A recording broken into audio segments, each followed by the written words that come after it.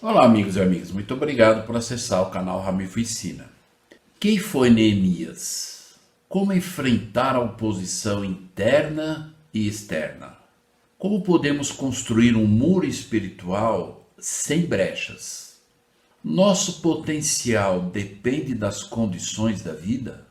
O que seria se tornar reparadores de brechas?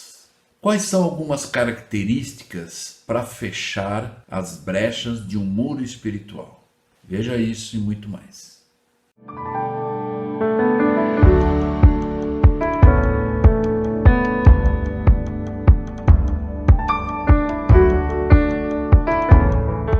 Olá, amigos e amigas, muito obrigado por acessar o canal Ramif Ensina.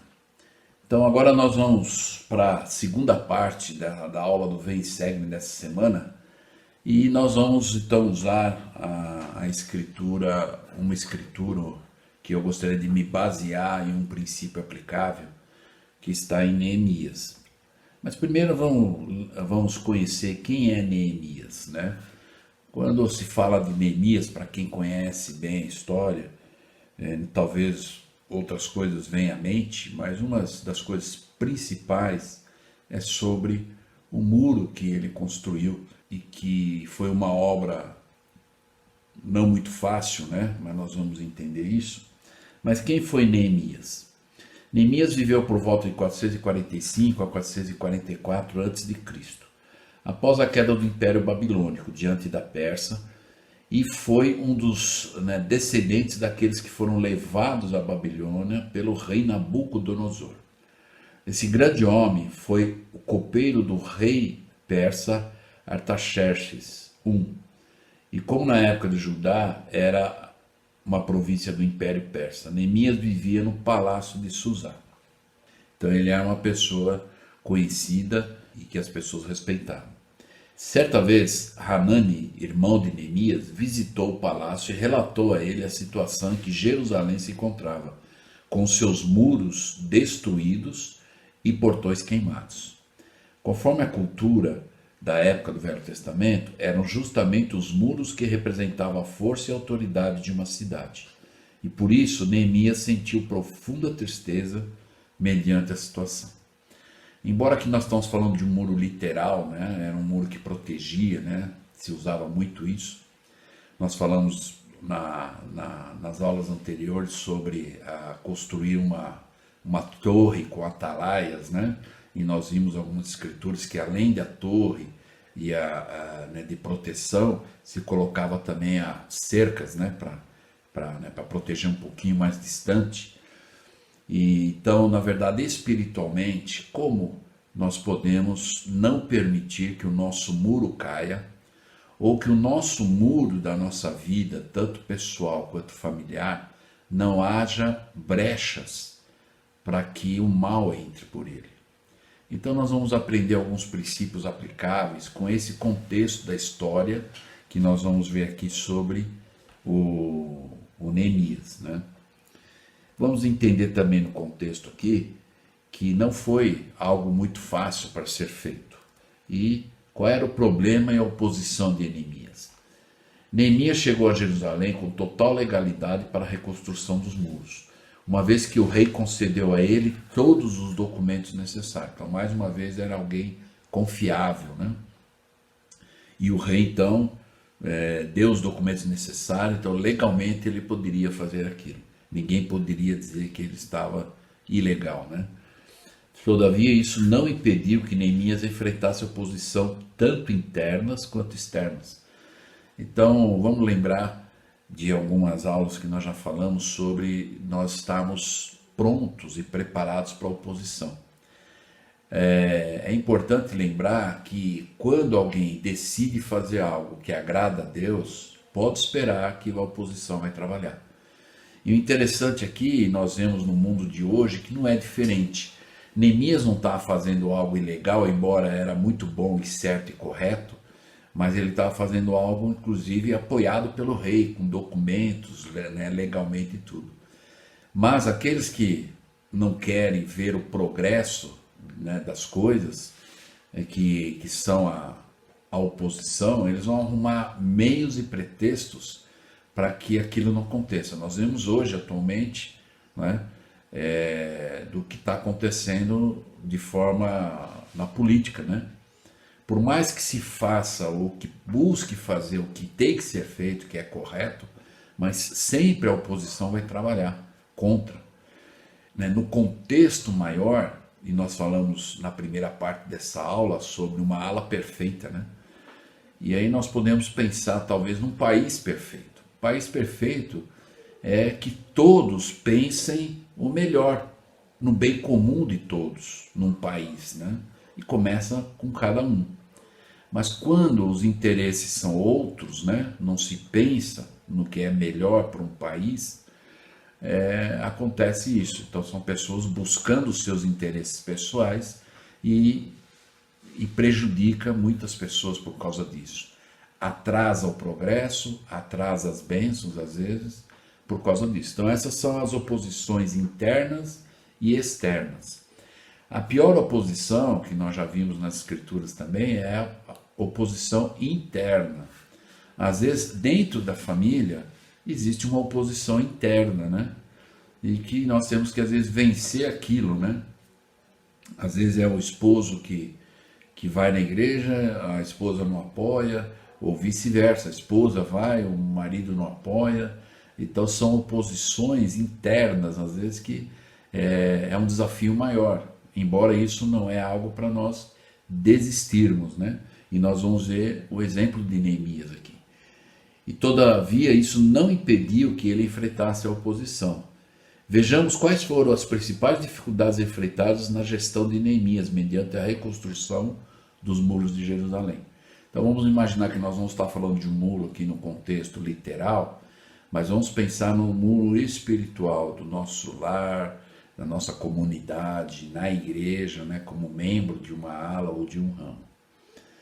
As oposições externas, né? Então havia alguns homens que se chamavam Sambalate, o Honorita, Tobias, o Amonita, e Gesem, o Arábio. Foram homens com poder e relevância que tentaram a todo custo prejudicar Neemias através de insultos. Então eram homens que tinham poder ou que tinham algum tipo de autoridade naquela comunidade e parece semelhança, mas são três aqui, né? E que estão lutando contra, né? Algo que era bom para todo mundo, né? E aí diz emboscadas e até ataques armados. Além disso, quiseram induzir Neemias a entrar em um lugar permitido somente aos sacerdotes, com o intuito de destruir seu propósito em Jerusalém. Então eles tentaram até induzir ele a fazer algo que era errado. Então, por isso que é importante nós cuidarmos, pelo menos os pais ensinar os filhos, cuidado com as amizades, cuidado com as coisas que as pessoas dizem, ó, isso aqui não tem problema, é só um pouquinho, não vai fazer mal, é você que vai comandar tudo, né? Então muito cuidado. Hoje em dia nós precisamos o conhecimento, quando fala adquirir conhecimento, uma das coisas, uma das partes do conhecimento que nós temos que adquirir é de nós conhecermos quais são os inimigos que nós vamos ter que enfrentar. Por isso que Neemias aqui não se abateu, ele já estava esperando que haveria oposição. Embora ele estivesse lá legalmente, a mandado do rei, mas haveria oposição que vai trabalhar para ser contra. E na vida nossa, da nossa família, os pais, hoje em dia, né, para se haver o crescimento, a gente tem que permitir que os nossos filhos vão à escola, participem de algumas coisas, mas os pais têm que estar muito atentos, né, para ver se os filhos não estão sendo induzidos a fazerem coisas que às vezes as pessoas apresentam de uma forma boa, mas na verdade com o intuito de destruir.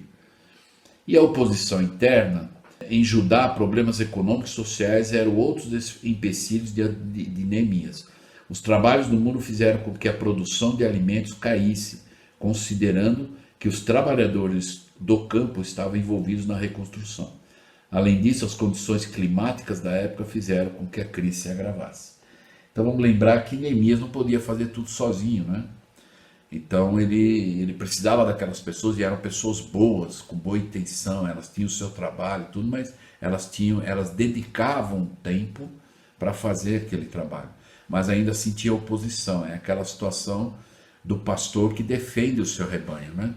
Então aquele que é líder, né, ele tem que ir contra esses inimigos para não deixar afetar aqueles que estão lá de boa vontade para fazer o seu melhor, não é? E ajudar outras pessoas.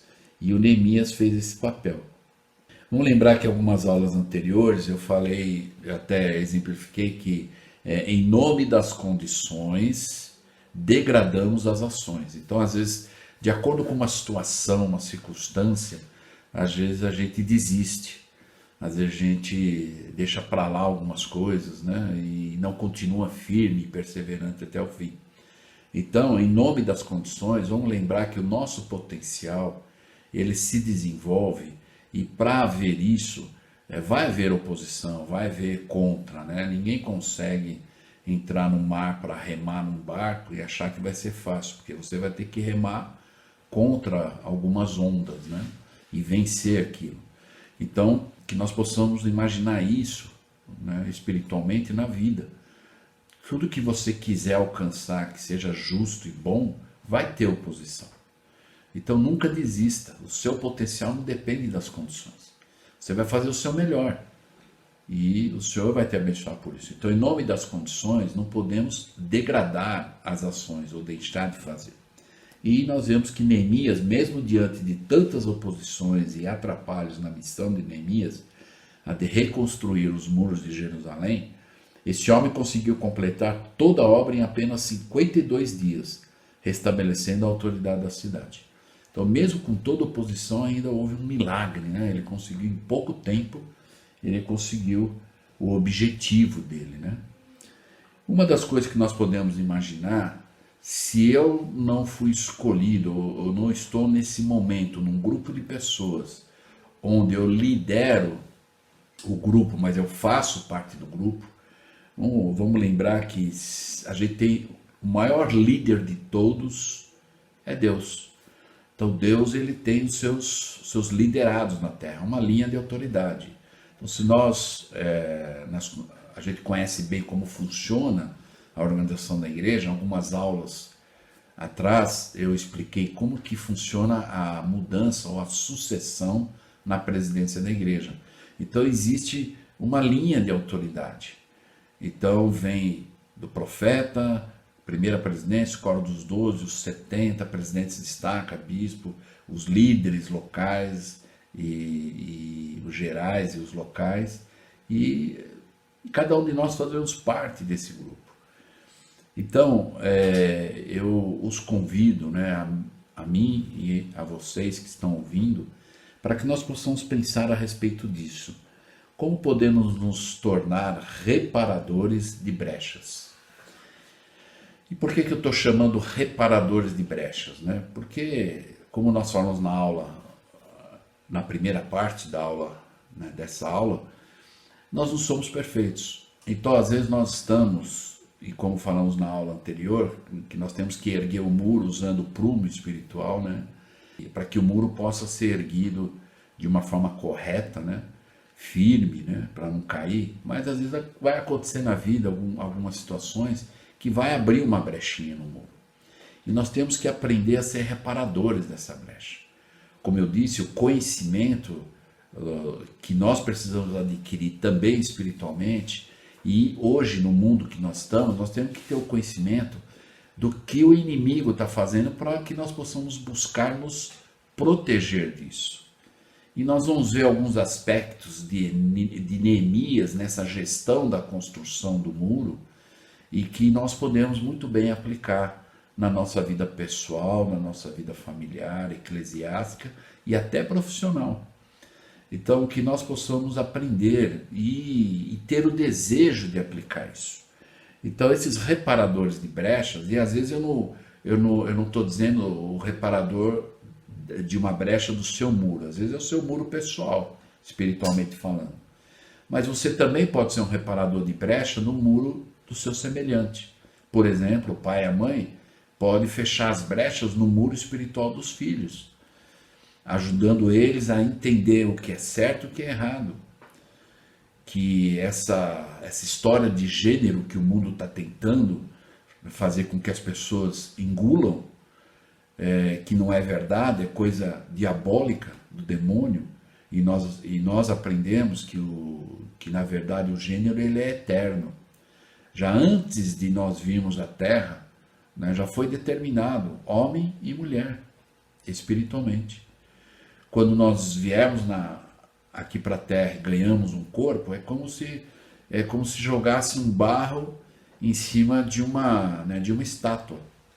Se você jogar um barro ou uma massa em cima de uma estátua, você não vai mudar essa estátua se você permitir que seja natural. Então você pega uma estátua e joga uma argila ou uma massa em cima e deixa naturalmente, ela só vai cobrir aquela estátua, mas ela não vai modificar a estátua. Você pode até pegar aquela massa e modificar, mas é a massa por fora. O que está por dentro não vai mudar. Então, que nós possamos entender isso. Nosso espírito ou é homem ou é mulher. E quando nós viemos à Terra e nascemos e ganhamos um corpo, então esse espírito foi revestido pelo corpo. Então, naturalmente, não muda nada. Agora, o corpo hoje nós sabemos, podemos fazer uma cirurgia, alguém perde às vezes por um acidente, um braço, uma perna e tudo, mas vamos lembrar que espiritualmente ele não perdeu, o braço está lá espiritualmente, a perna está lá espiritualmente. Embora às vezes nós não podemos ver com os nossos olhos naturais, mas o braço está lá. Uma pessoa que não tem braço, espiritualmente o braço está lá. Ele só não está revestido com o corpo, porque ele perdeu a parte material.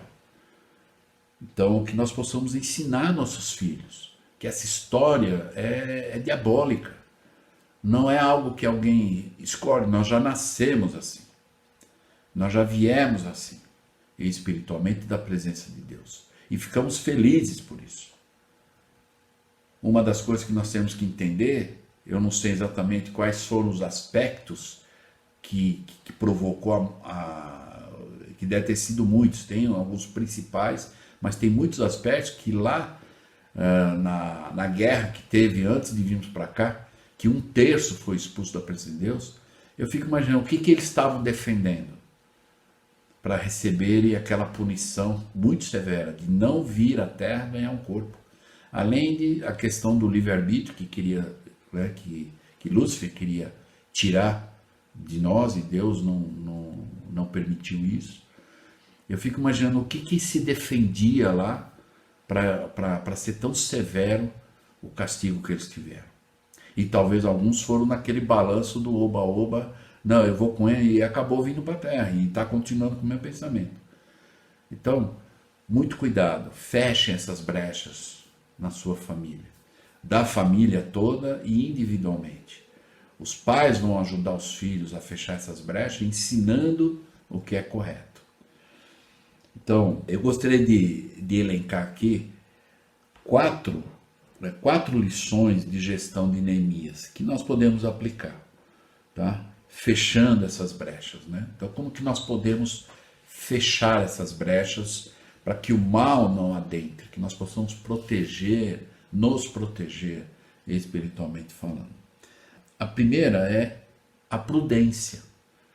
Nós temos que ser prudentes. Prudente é se preparar antecipadamente, é você tomar cuidado com o que você vai falar, ouvir todos os lados antes de tomar uma decisão, fazer um julgamento, né? Então a sua prudência fica explícita na norma como Neemias lidou com as afrontas dos 3 homens estrangeiros que tentaram a todo custo fazer a obra fracassar.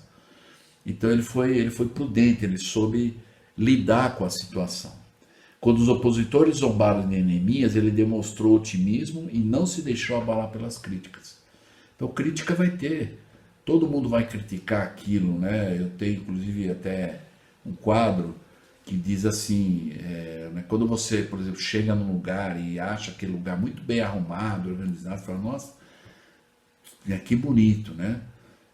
Quem fez? Então é natural normalmente as pessoas perguntar quem fez, né? Porque já está concluído. Mas o mais interessante é se nós nos interessarmos em saber como que a pessoa começou para chegar nesse ponto. Então essa é as coisas que nós temos que pensar. O que deu trabalho para chegar nisso que eu posso considerar algo que para mim já está perfeito. Mas alguém que fez aquilo teve o seu trabalho, teve o seu sacrifício. E isso é o que conta para que eu possa até dizer, bom, eu também posso fazer assim. Eu vou ter que pagar o mesmo preço, mas eu também posso fazer. Quando, porém, né, Sanbalate, o Honorita, Tobias, o oficial amonita, e Gesé, o árabe, que são os muito amigos que nós vimos lá, eram líderes conceituados lá, só que era a oposição. Souberam disso, zombaram de nós, desprezaram-nos e perguntaram: o que é isso que vocês estão fazendo? Estão se rebelando contra o rei? Então eles estavam dizendo: olha, vocês estão indo contra o rei, sendo que o Neemias tinha autorização legal para fazer aquilo. E aí então Neemias respondeu: o Deus dos céus fará que sejamos bem-sucedidos. Nós, os seus servos, começaremos a reconstrução, mas no que lhes diz respeito, vocês não têm parte nem direito legal sobre Jerusalém. E em sua história não há nada de memorável que favoreça vocês. Então vamos lembrar, acho que todo mundo já brincou de colocar o dominó um atrás do outro, né? Você empurra o primeiro e aí tem o efeito dominó, né? Por causa de uma ação aqui, ele faz a consequência, né? Que é o efeito dominó. Então ele disse que não havia nada favorável, memorável para eles, porque uma que eles não estavam ajudando, outra que eles estavam indo contra algo que era bom e justo para todo mundo, e Deus estava aprovando também aquilo. Então, que para eles não tinham nada com aquilo.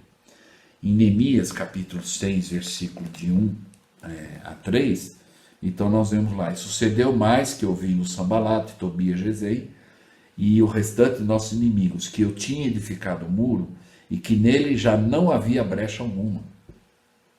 Então eles foram lá olhar, eles viram: bom, o negócio está ficando bom, o negócio aqui. E não tem brecha nenhuma onde nós podemos entrar e filtrar o mal lá dentro. É o nosso pensamento diabólico, né? Então eles viram que a coisa estava sendo feita de uma forma muito boa e eles não teriam como atrapalhar se aquilo continuasse, porque ia ficar perfeito, as brechas todas, né? E nós vamos ver aqui que eles já não havia brecha alguma, ainda que até este tempo não tinham posto as portas nos portais. Então ele ainda estava construindo e eles perceberam que não tinha mais brecha nos muros, embora ainda as portas não estavam colocadas. Então esses inimigos se preocuparam, eles falaram: olha, a hora que não tiver nenhuma brecha, que todas as portas estiverem colocadas e fechadas, nós não vamos ter influência nenhuma. Então o mundo do mal hoje, as coisas antifamília, as coisas, hoje nós estamos vendo aí coisas absurdas, né?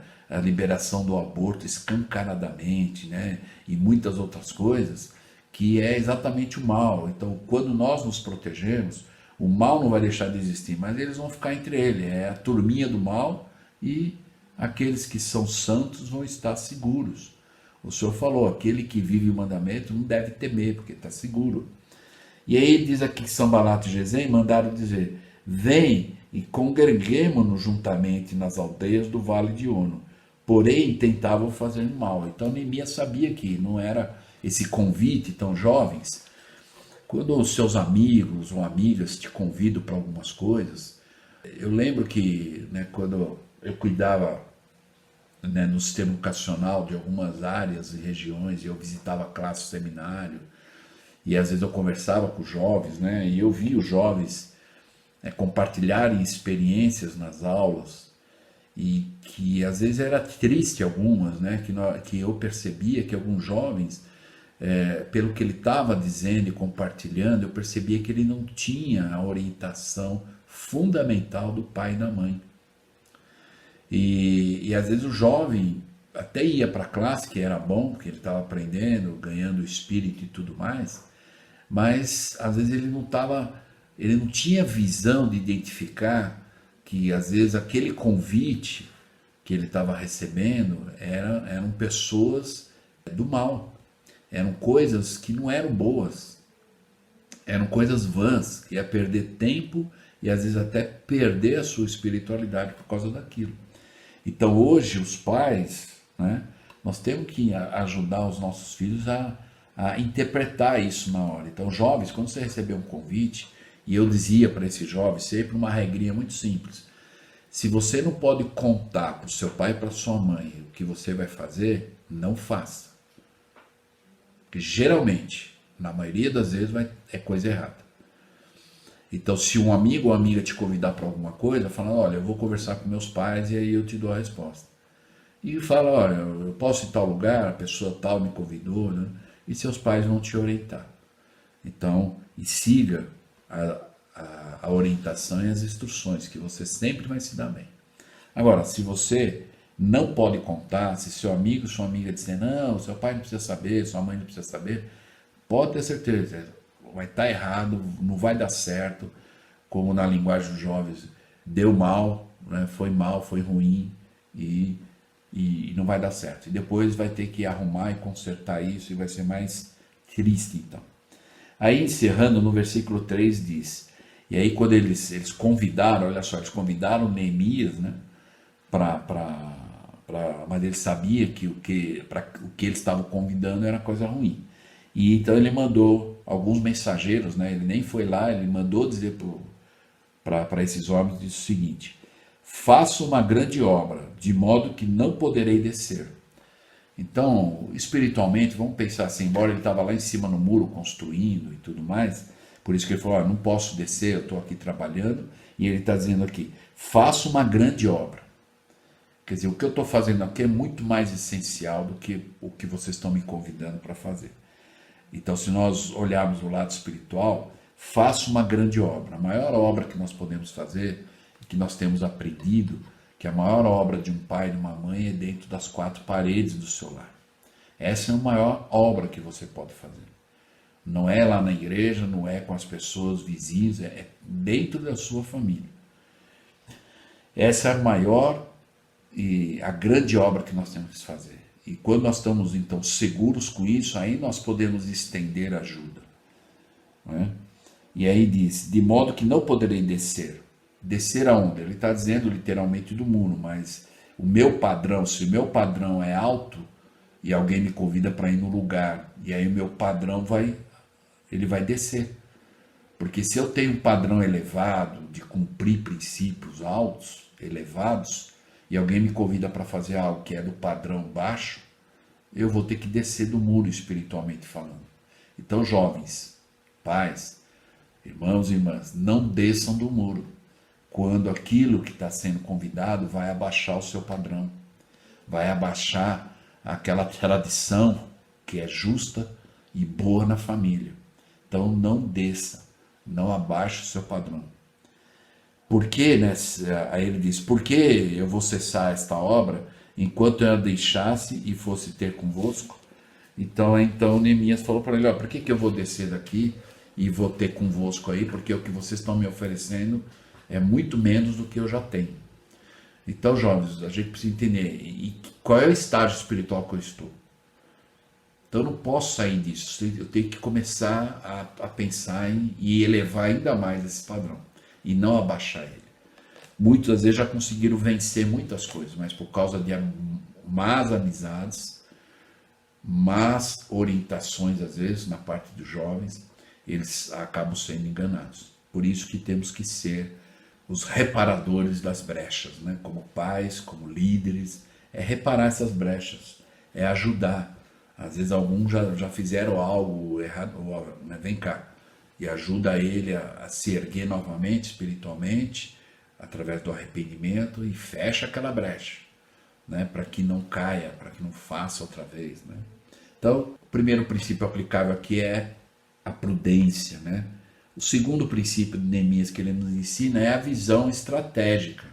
Então ele teve que se organizar, ele teve que planejar aquilo, como que ele ia fazer, como que ele ia fechar, erguer, colocar as portas e tudo mais, né?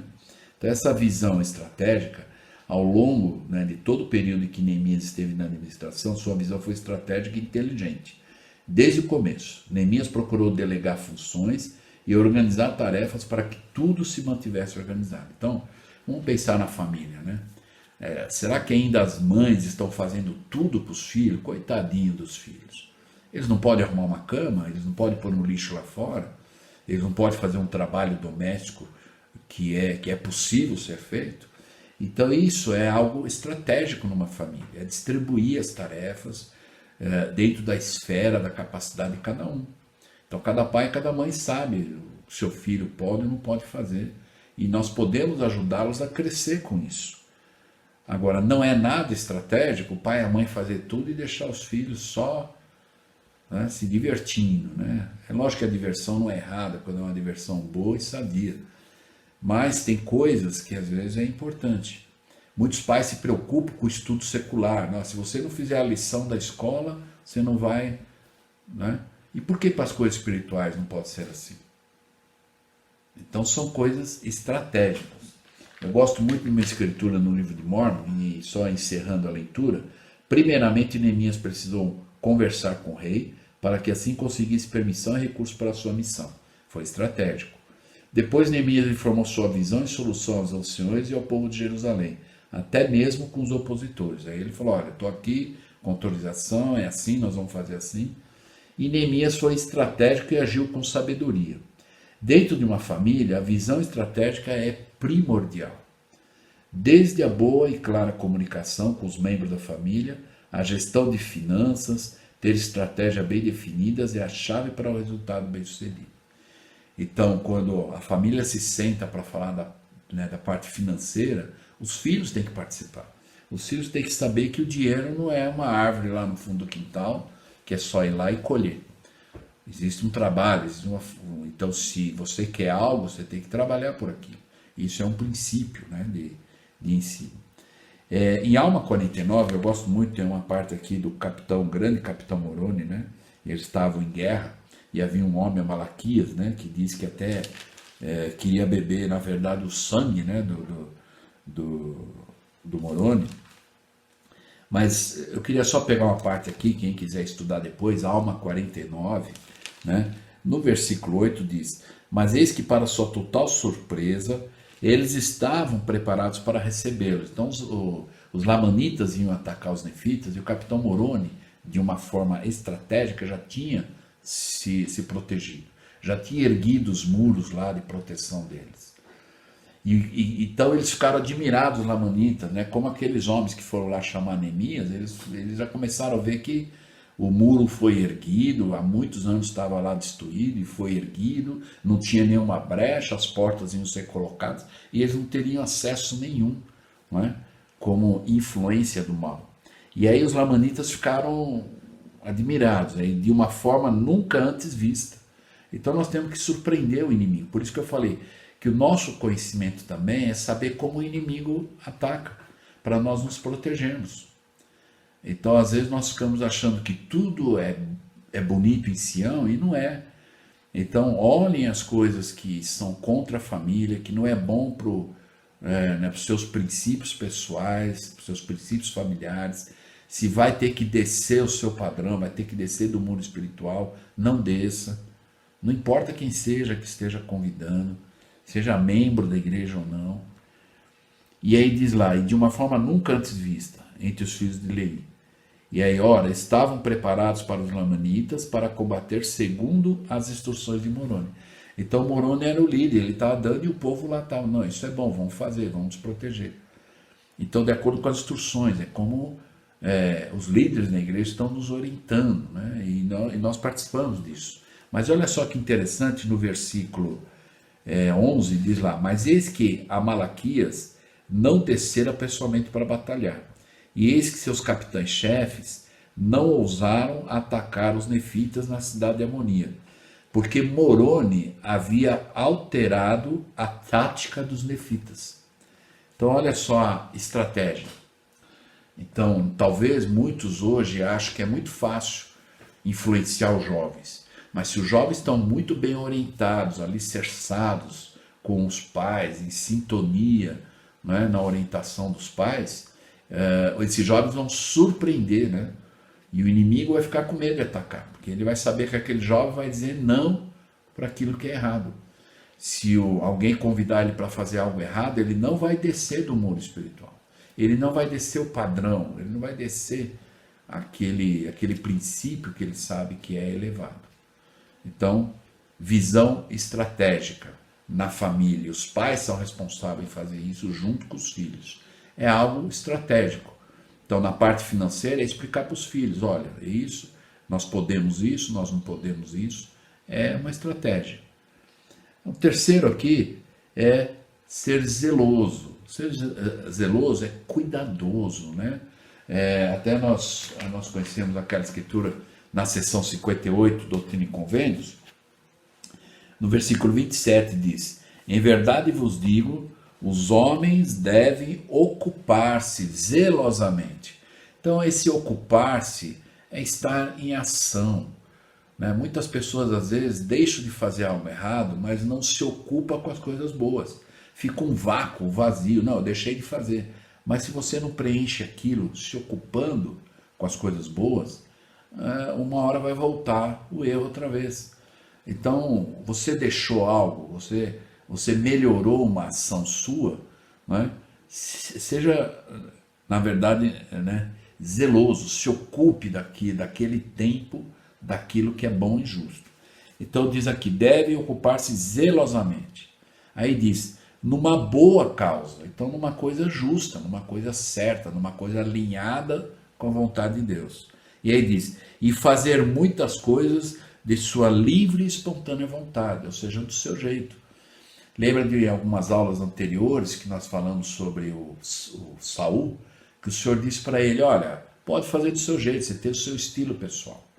Então vamos lembrar lá, só que com esse estilo pessoal nós temos que lembrar que tem regras, princípios, doutrinas e um modelo para ser seguido. E aí nós não vamos perder o estilo pessoal, nós vamos melhorar o estilo pessoal até chegar à estatura de Cristo. Não é? Então, ocupar-se zelosamente numa boa causa e fazer muitas coisas de sua livre e espontânea vontade. E realizar muita retidão. Então, o Senhor nos permite fazer as coisas, porque Ele sabe que temos capacidade. Então, temos que ser zelosos. O zelo de Neemias em todas as áreas é nítido ao longo de toda a sua trajetória. Em primeiro lugar, a sua motivação para iniciar o processo da reconstrução dos muros da cidade já foi em si um ato de zelo. Posteriormente, enquanto administrava a obra e os trabalhadores envolvidos, Neemias demonstrou um comportamento zeloso tanto na administração da cidade, quanto nas coisas relacionadas ao templo, principalmente. Seu temor a Deus se manifestava em seus esforços da revitalização da adoração em Jerusalém, na santificação da nação, na condução do povo à leitura e exposição da lei feita pelo sacerdote Esdras. Então, olha só, está sendo citado Esdras aqui, né? Quando ele conhecia a lei e ensinava a lei.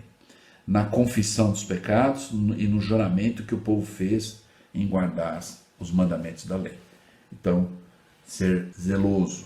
Então, vamos lembrar lá, prudência, visão estratégica e zeloso. E o quarto princípio aqui é ser justo e íntegro, né? Neemias não tinha a obrigação de reconstruir os muros de Jerusalém. Lembra, o irmão dele que foi lá e falou, olha, está tudo destruído lá, mas ele era o bem comum, era algo que ele podia fazer, ele tinha capacidade, ele falou, pode deixar. E ele foi lá, falou com o rei autorizou e ele fez. Ainda assim, ele deixou o palácio a fim de cumprir essa missão. Motivado, então lembra, ele morava num palácio, ele estava lá, ele tinha do melhor, ele tinha o melhor, ele teve que sair do conforto dele para ajudar pessoas. E às vezes é assim que nós vamos ajudar. Motivado por sua integridade e pelo despojo de ver a cidade sendo respeitada novamente. Neemias era um homem justo e temia Deus. O relato trazido por seu irmão o incomodou, porque ele sabia que os mandamentos do Senhor não estavam sendo cumpridos como deveria.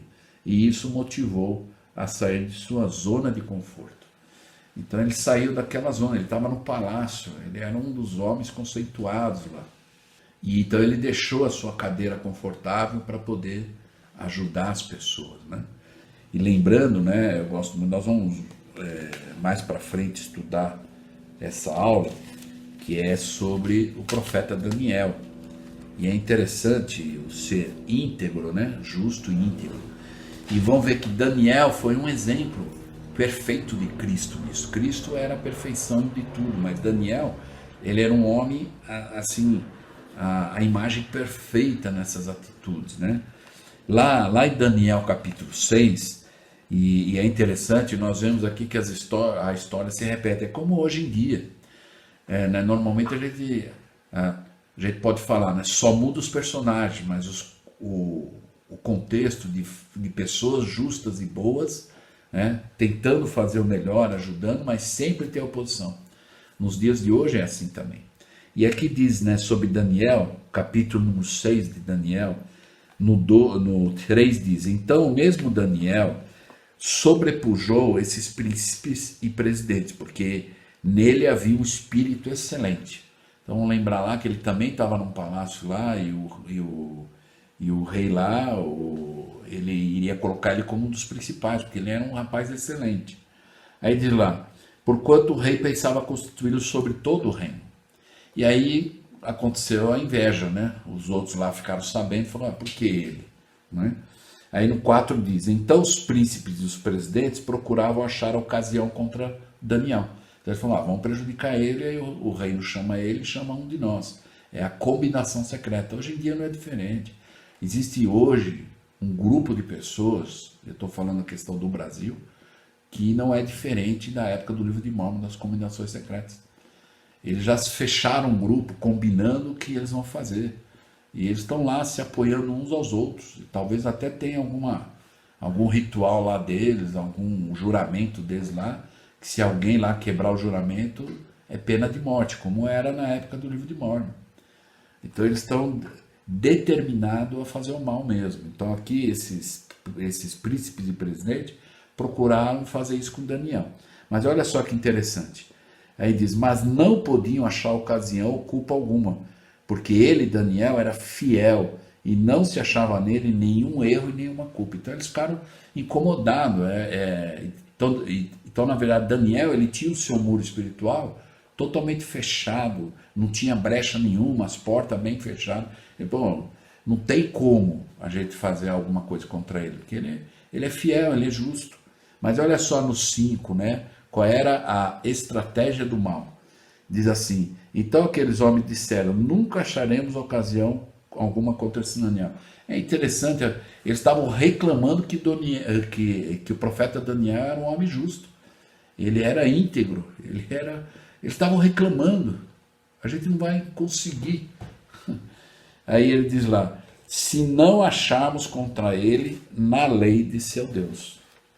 Então, essa é uma das chaves, né? Por isso que nós falamos lá, na época lá, das pessoas a doutrina de Balaão, né? Que Balaão, ele deu, vamos dizer assim, de bandeja o povo, dizendo lá para o rei Balaque: olha, se você fizer eles quebrarem os mandamentos, aí eles não vão ter realmente favorecimento de Deus. E da mesma forma com Daniel, eles falam: olha, então vamos buscar alguma ocasião contra a lei do Deus dele. E aí depois, então quando a gente chegar nessa história, eu vou relatar e nós vamos aprender muitos princípios aplicáveis aqui. Mas eu gostaria só de lembrar que também era um dos homens justos e íntegros, e sempre a oposição vai trabalhar para derrubar. Então aqui fica uma reflexão para nós todos. O quanto ficamos incomodados quando as questões familiares não estão sendo levadas a sério e a necessidade de mudanças? Então, o quanto eu estou preocupado? Se eu sei que eu tenho que mudar, se eu sei que eu tenho que elevar meu padrão e eu estou abaixando o padrão. Então vamos lembrar, se nós já estamos num determinado patamar do muro espiritual, continua. E continua elevando. Mas não esqueça de fechar as brechas, para não deixar entrar o mal. As portas bem trancadas. O que seria isso?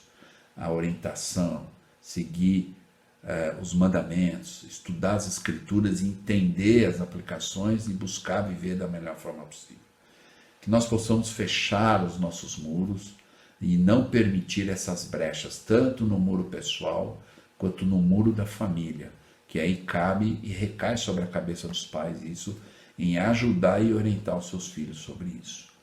Então que nós possamos ter aprendido com esses princípios. Então vamos lembrar: prudência, a visão estratégica, ser zeloso e justo e íntegro. Então isso é uma das formas de se fechar essas brechas. Não desça do muro, não abaixe seus padrões. Que possamos ter aprendido com isso e até a próxima aula.